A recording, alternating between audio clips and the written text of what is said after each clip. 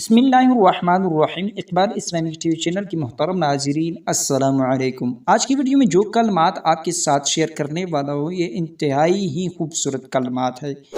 یہ کلمات فجر کے وقت جو شخص 10 مرتبہ پڑھے گا تو اللہ رب العزت اسے 6 ایسے انعام دے گا جو وہ سوچ بھی نہیں ہوں گے۔ حضور نبی اکرم صلی اللہ علیہ وآلہ وسلم نے حضرت عثمان رضی اللہ عنہ سے فرمایا، اے عثمان، جو شخص یہ کلمات صبح کو 10 بار پڑھ لے تو اللہ رب العزت اسے 6 فضائل عطا فرماتا ہے۔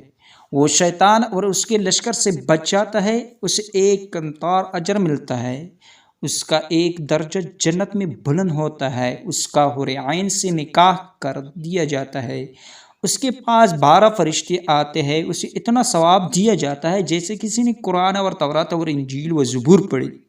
پھر ساتھ اسے 1 قبول حج اور 1 مقبول عمرے کا ثواب ملتا ہے، اور اگر اسی دن اس کا انتقال ہو جائے تو شہادت کا درجہ ملتا ہے۔